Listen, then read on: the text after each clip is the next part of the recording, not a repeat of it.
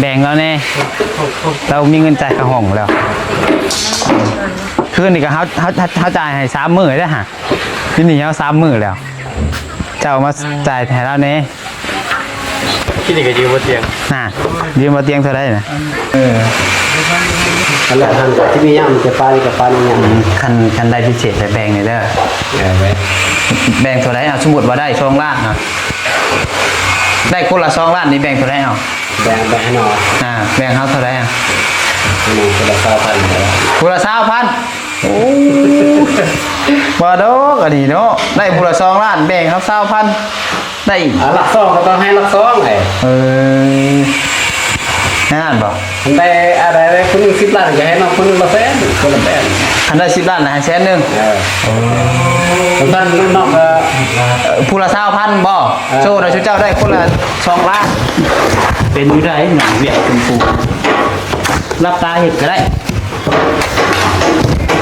ก่อเงินคือการรับตาเห็ดก็ได้ก่อเงิน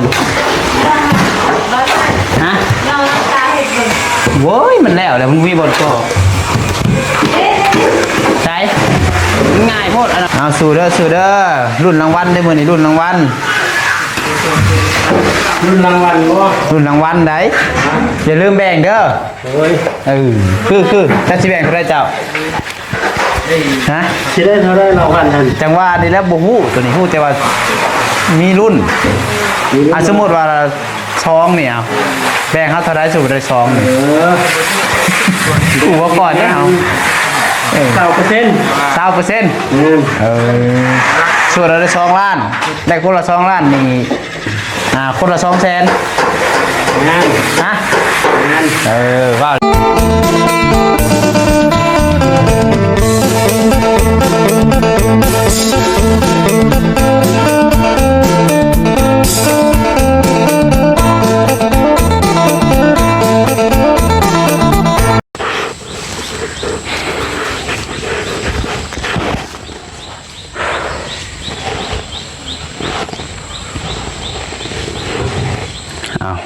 โดยกับทักทายสบายดีสวัสดีพ่อแม่พี่น้อง FC เลิศสุขสุคนมุสมองสุบอนบวชสู่ฝั่งลาวฝั่งไทย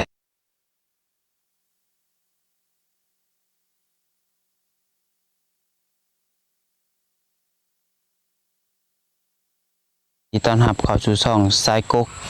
สายบุญอีกแล้วนะเพื่อนเนาะเป็นยังไม่คือบุขึ้นหัวแบดเบิดบ่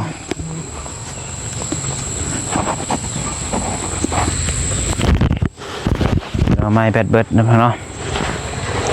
พี่น้องไปพบพ่อกันกำลังปัดไซช่วงตอนชีวบ่ายกับบ่าย3บ่าย4แหละพี่น้องตอนนี้กันเนาะใกล้4แรงๆแหละพี่น้องเลยก็เข้ามาอัปเดตทางบ้านทางเรือนของสาวพรเพิ่นอีกเท่านึงน้องๆเนาะก็ถือว่าทางสร้างเพิ่นกระโบกภายในพี่น้องเนาะก็รอรุ่นมาส้มน้ำกันว่าสิสำเร็จบ่มื้อนี้พี่น้องเนาะ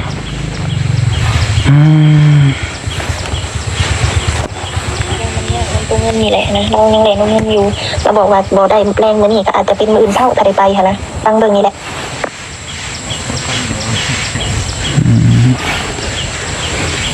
นี่เราโทรมาวันเมื่อเช้านี้เราบอกว่ายังกระดูกข้อตัวไขว้อะไรกับอันมาใหม่ก็คือซี่โครงค่ะมันต้องอย่างเกิดทุกส่วนในร่างกายนะแต่ถึงหัวนะไม่ใช่เป็นได้เราตอนนี้อยู่ห้องไอซียูอยู่แม่ก็ยังไม่ได้โทรมาวันไหนตื่นอีกนะหมอขนาดยังไม่ได้เหตุอย่างภาวะที่ผ่าตัดกับโมเมนต์ให้เราเมื่อผู้จักให้เรามีสติบางผู้จักอยู่ในภาวะไม่ใช่เบิดลายแสนเติบอยู่โอ้ยพี่น้องเนาะทางซาเบลกะที่แรกคนว่ามื้อนี้เพิ่นสิไปมุกอะไรพี่น้องไปเบิ่งพอไปเบิ่งยังเพิ่นนั่นแหละเอาเงินนำยังไปนั่นแหละพี่น้องเพราะว่าตอนว่านี่ทางพ่อเพิ่นไปกับแม่กับนั่นแหละที่ว่าไปรถของหมอมีเงินแต่100,000พี่น้องเนาะแล้วบัดนี้ทางซาเบลกับทางเพิ่นมาแลนเรื่องเงินเรื่องค้ำพี่น้องเนาะเรื่องเอาใบตาดินสั่งไปจำนะพี่น้องเนาะ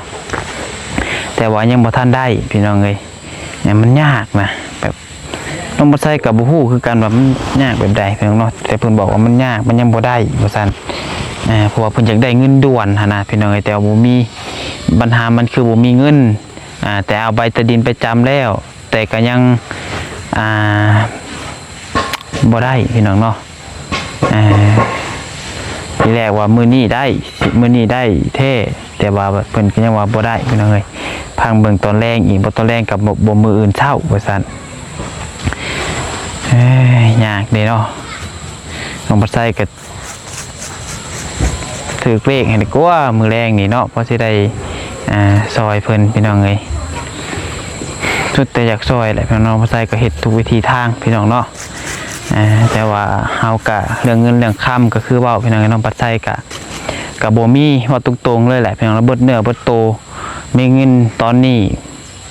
บ่ฮอดล้านพี่น้องเนาะเบิดโตดีได้พี่น้องเอ้ยเพราะว่าเฮามาพี่มันก็ค่าใช้จ่ายนั่นนี่เนาะก็ยังยืมนำซาเบลเพิ่นนี่พี่น้องเอ้ยก็จักสิว่าได้พี่น้องยืมมื้อนั้นก็ล้านหนึ่งเอามาก่อนเพราะว่าถ้าเงินเดือนออกก็พุ่นแหละเดือนหน้าวันที่20ปลายพุ่นแหละพี่น้องนี่ก็หาก็ถ่ายเดือน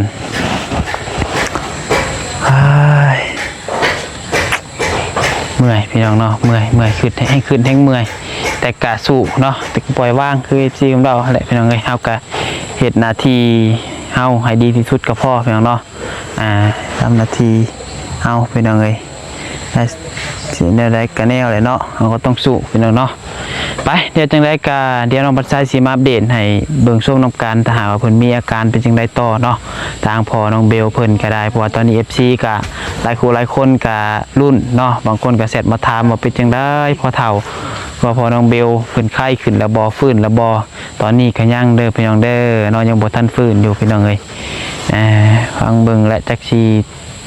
เป็นแนวใดเนาะน้องปัดไซก็บ่กล้าเว้าไปนะพี่น้องเอ้ยเพราะว่าชีวิตตอนนี้สิว่า50ก็ว่าเนาะจังได้กับข้อหมายทางพอเฒ่าเพิ่นปลอดภัยให้ได้กลับมาอยู่บ้านอยู่เฮือนคือเก่าเนาะมาอยู่น้ำลูกน้ำเต้าให้กลับมาแข็งแรงคือเก่าเด้อเนาะเฮาก็สิพยายามซอยที่สุดพี่น้องเอ้ยไปเดี๋ยวจังได้ก็ไปเบิ่งทางเฮือนทางชานสาวพรเพิ่นต่อพี่น้องเนาะโอเคไปพี่น้องไป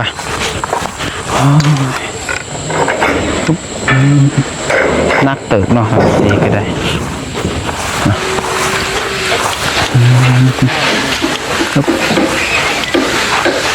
ถือว่าทรายนี่ก็น่าจะพ่ออยู่ทรายนี่เพียงเนาะโอ้น้ำกระไหลเต็มเลยเฮ็ดซี่ว่าคือบ่หาแนวมาโต่งมายังไว้เนาะโต่งนี่ได้พี่น้องรู้มีหอดแนวสิโต่งแห้งก็นำปลาเยอะน้องปลาไส้เย็นก็ถ้ามันไหลถิ่มนี่แหละเป็นไงเปื่อนไม่ได้อ่างไม่ได้เฮือนตาพรน้ำถ่วมนี่น้ำถ่วมบ้านซาฟอนนี่เนาะอะไร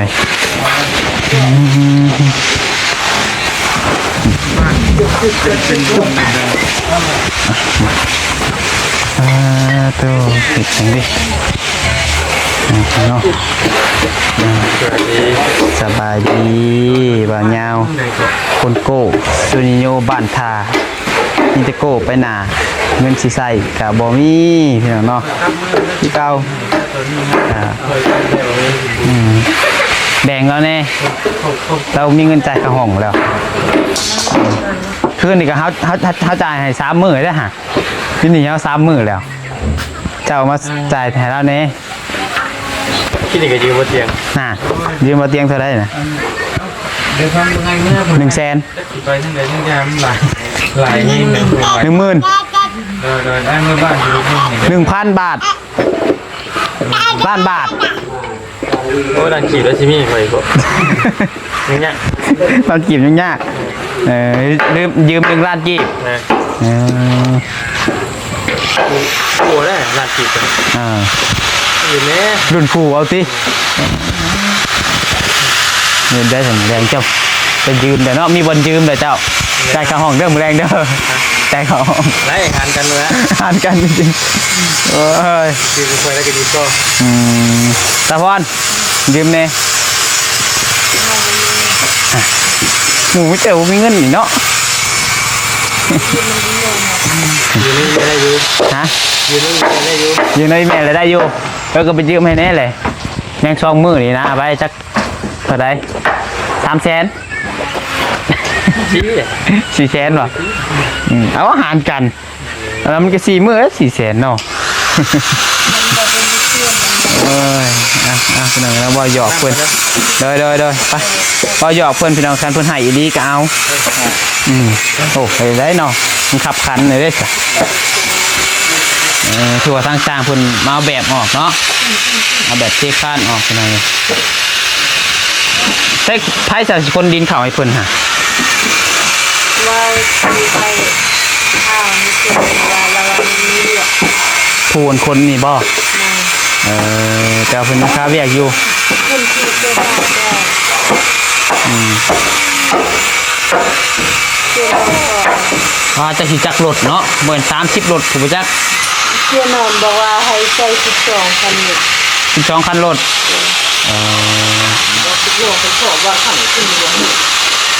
พ่อบ่12คันรถจะใส่จนเต็มพุ่นละว่าบ่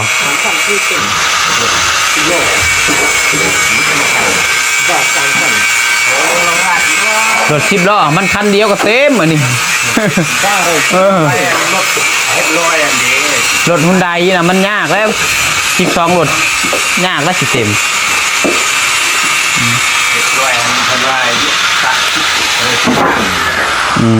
ก็เรียกว่าใส่จากรถก็ใส่จนเต็มพุ่นตีบ่ บางทีมัน5-6รถก็เต็มก็มีเห็นได้ซะ กระยาดอกพี่น้องๆเรียกเพิ่นตัวน่ะเอากระบอกซื่อๆพี่น้องว่าซื่อเนาะหิวข้าวเด้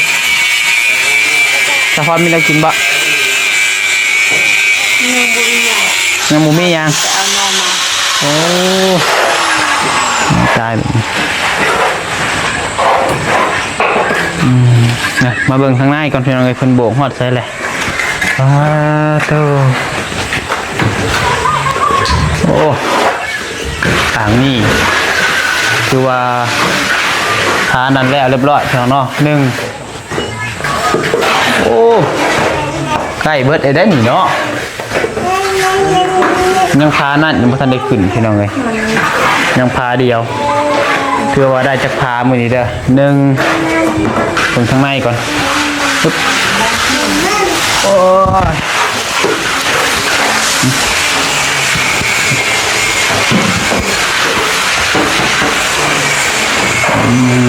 ตัวข้างในกับ2 พา 3 พาอะไร3 พามือนี้เนาะมาดูใกล้สิสำเร็จแล้วเป็นยังไงเป็นอะไรมือนี่น่าคือเงาแท้ ไม่ได้ เมื่อยบ่โอ้ย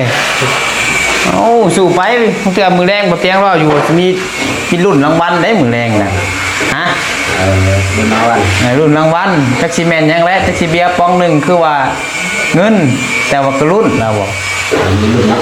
แต่บ่เกี่ยวกับโตคาสร้างแต่นี่คือพิเศษเลย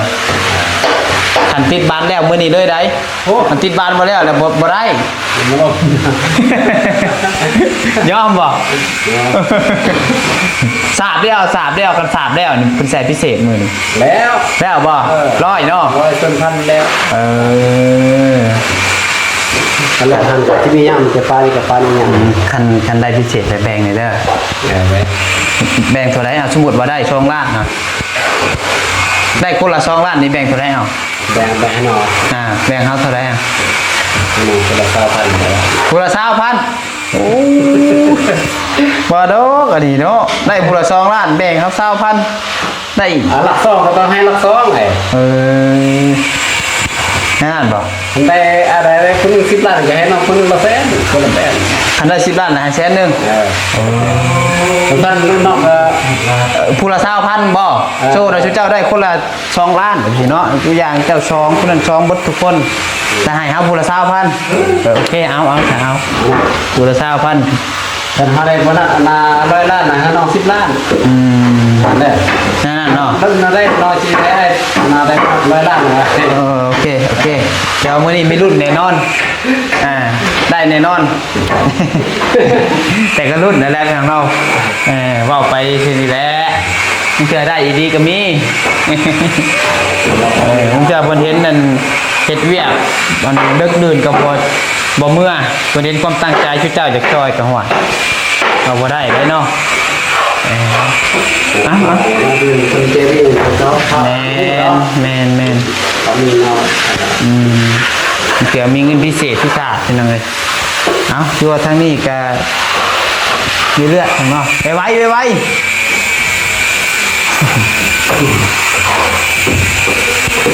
เอาอีกบ่คนผสมปูนนี่เอาอีกบ่คนผสมปูนนี่เอาอีกอยู่บ่ฮะคนรถบ่เปื้อนแท้ มันแห้งไว้มันนานแห้ง อยากได้คนมาเป่า จะได้คน นี่ในถ่าให้มันแห้งบ่ นะ ถ่าให้มันแห้ง เรียบมันงานนะไม่ได้ เท่าไรเลยจ้างเป่าเท่าไรเอา จะได้มาพอแค่เราไม่ราคา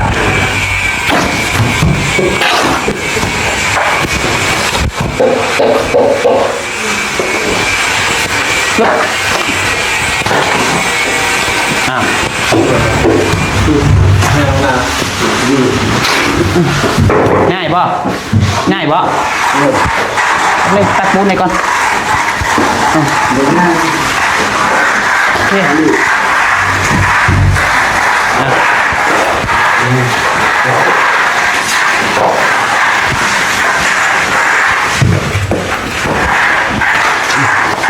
กันอะไรเด้ง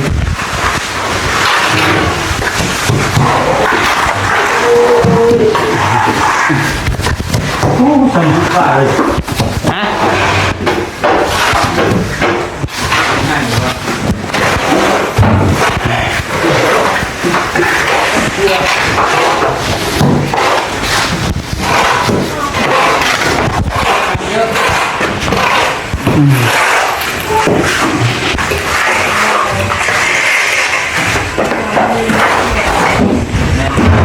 แข่งคนมาจ้ะ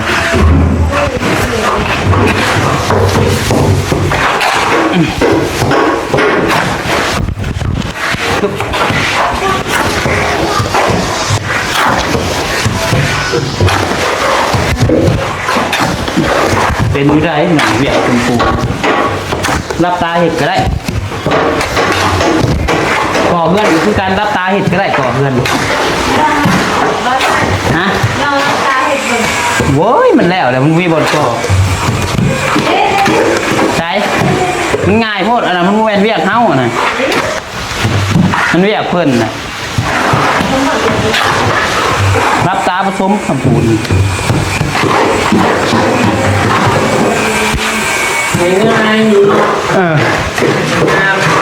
ง่ายปอกกล้วยสิปากก็ยังยากกว่า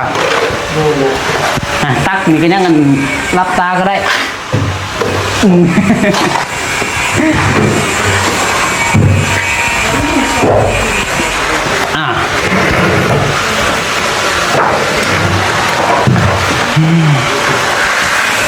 จ้างเอาเพิ่มอีกแม่นี่ไว้กูตัวนี้ไปจ้างจ้างไปสิผสมปูนซอย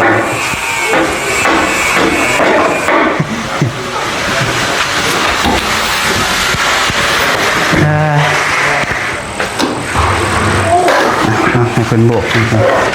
แต่ข้างในนี่สาน้ำจับเรียนพี่น้องเนาะ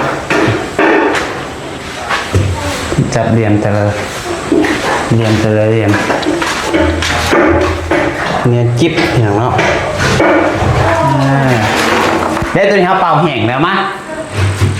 เป่าแห้งได้ เขาตัวนี้นะ ฮะตัวนั้นจังหวะครับเป่าจะลงไปถ่ารถสามวิเป่าเป็นแห้งเลย ต้องน้อยก็แห้งจัง โอ้ยเจ็บแอบเลย คิดแนวว่าการเล่งแห้งจะ ยิงลายอดเอาตรงนี้ลายอดเอาอีก2 มื้ออื่นนี่ก้าวมาได้บ่ติดงานได้บ่มื้ออื่นติดการจนแล้วบอกเลยว่า ก่อนนะแล้วก็มันทำไม่ ว่าเอาตัวนี้แล้วนี่ตัวจ้างตัวว่ากันในกะโลนี่บุเกียตัวงานตกแต่งแล้วว่ามือ แล้วแล้วเนาะ มันมีแต่ใส่แต่ว่าเราเป็นชาวบ้านคนท่าที่นอกได้ก็ท่าเลย 2 คนเข้าบ้าน2 คนทาสี แล้วเราก็ตีลังกาเลยเอาเบิ่งน้ำกันแล้วกันเนาะมื้อนี้นี่เอาตัวนี้ก่อนพี่น้องเอ้ย วันนี้กลุ่มตัวนี้ก็หนักที่สุดตัวนี้แหละ คุยเต็มที่เนาะ หลายคนหลายคนเคยจับปลาทำไมเคยจับปลา โดยมันร้ายกว่าทางนอกเลยเนาะทางนอกยังว่ามีแต่4แม่นบ่4ค่ะแต่ก็ เดี๋ยวนี้ก็เพิ่มช่องปลาแต่ต่างๆว่ามันมีเรียมเลย โดย เรียมลายในก็คือน้องมีแต่ที่เรียม แม่นั่นแหละ มีไว้ มันเลยเห็นในซ่าเนาะเพื่อเอาจับเรียนขึ้นได้เลยพี่น้องเพื่อให้มันแห้งให้มันยังอีก เพื่อมันแห้งนี้ไปเรียมนี่ผมไม่ได้ช่วยเขาพวกเจ้าหน่อยเลยจับเรียม จับเยิมอย่างเดียวเลยโอเคสู้อดทน อันนี้หนักขึ้น เนาะเอาทางนี้ก็อยากให้แล้วทางนั้นก็อยากเมื่อยด้วยจ้ะมากัน แต่คนอยากให้เรา แม่ที่เราเองบอกว่าแล้วมาพูดอยู่เวลาเจอแบบนี้ถึงกับหัวเข่าอ่อนเมื่อกันหน่อยเมื่อยอยู่ดอกพี่น้องเนาะ สู้ แม่มาเจอแบบนี้กับท่ออะไรพี่น้องเลยเขาเห็ดเวียกแต่ละมือนี่ก็เมื่อยเพราะแหละคือช่วงเอาเห็ดเวียกแม่ยุดจับกล้องว่านั่นนี่คือสิบเมื่อยเหมือนบอกแต่เห็ดเมื่อยได้เมื่อยทั้งเมื่อยปากเบ้าเมื่อยหลายอย่างพี่น้องเนาะคือเจ้าเห็ดเวียกก็เมื่อยคือกันมันก็เมื่อยต่างกันนะ นี่ตรงนี้มันละคันว่าไม่เรียก แม่ยังมาเจอเรื่องแบบนี้ใส่ป้อยท่อบาดทั้งเมื่อยทั้งท่อแต่มันจ่ายแต่มันไปบ่ได้เนาะแม่ได้แต่อดทนสู่ต่อพี่น้องเลยปัญหามันมีไว้แก้เด้พวกแม่มีไว้ท่อ คนทุกคนก็ต้องได้เจอมัดแบบปัญหาแต่มันต่างกัน เพียงแต่ว่าเขาสิพานมันไปได้บ่เท่านั้นเองเนาะบางคนปัญหาหลายกับคิดฉันก็มีหลายพี่น้องเนาะบางคนแบบทางมันตันอะไรแบบมันบ่ฮู้สิเฮ็ดแนวใดต่อนะพี่น้องก็คิดสั่นแบบหลายนะแต่ว่าเฮาก็ยังว่าถึงขั้นนั้นถึงเนาะเฮาก็ยังพอแบบว่ามันก็มีทางออกหลายทางพอที่จะสู้เนาะโอเคสู้ๆเจ้ากะเดี๋ยวเพิ่นถ่าจับเรียมได้เพื่อนเราต้องไปใส่เป็นได้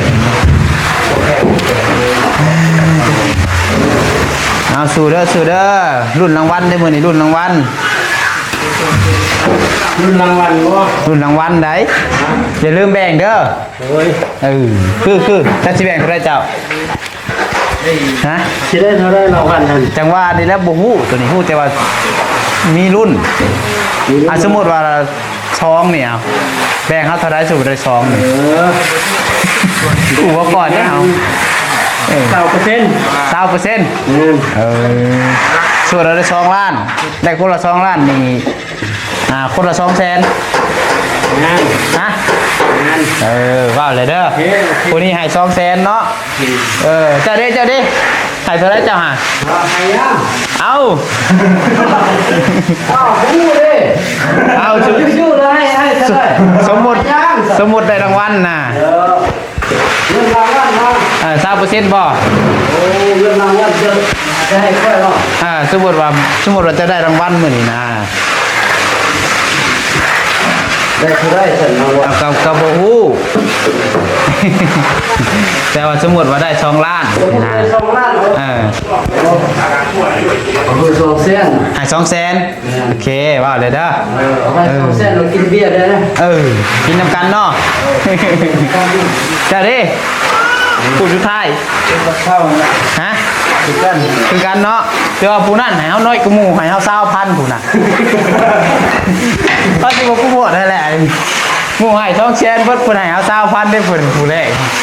บ่ได้อันนี้ฮะอันนึงใส่200,000แล้ว9,000เท่าไรแล้ว ไล่กัน2เส้นได้ตามกัน แม่นบ่บ่ได้เอา2แสนไม่เอาเนาะ 2และ1สาวเลยตามกัน เอาบ่หยอกว่าหัวเพิ่นพี่น้องเนาะแต่ก็มีรุ่นอยู่ดอกพี่น้องคือสิได้อยู่ดอกครับฟังเบิ่งมือแรงอยู่แหละว่านี่ก็เห็นได้อยู่ได้เท่าไรแต่วันนี่ว่านี่คือเห็นไว้เตียงคนหายบ่ โอ้วัน70เราเจ็ด50เราคน750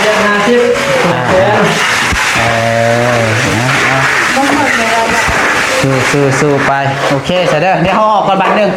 ออกก่อนเด้อเอาโอเคได้เพียงเด้อสำหรับคลิปนี้เนาะก็ถารุ่นเบิ้งพี่น้องเนาะรางวัลจากบ่อเตียงทองทีมงานสร้างมื้อนี้ว่าสิได้แท้บ่พี่น้องเนาะ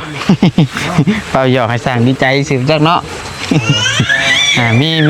พี่น้องเนาะแต่ว่ามีแท้เป็นยังไงแต่ว่าบ่ฮู้ว่าได้หน่อยได้หลายบ่ฮู้บางเทื่อก็ผู้ละ10 20,000ก็มีคันเพิ่นบ่ให้แล้วคันเพิ่นบ่มีแล้วสิให้ดอกคนละ 10,000รางวัลปลอบใจ เอาโอเคพี่น้องเอ้ยเดี๋ยวจังว่ากันได้เพิ่นเด้อถ้ารุ่นเบิ่งผู้นแหละแรงเนาะสำหรับคลิปนี้ไปก่อนถือว่าอัปเดตให้พี่น้องเบิ่งเป็นขั้นเป็นตอนเนาะช่วงแรงจังว่ากันใหม่ว่าแล้วหรือบ่แล้วนะเนาะโดยไปแล้วสบายดี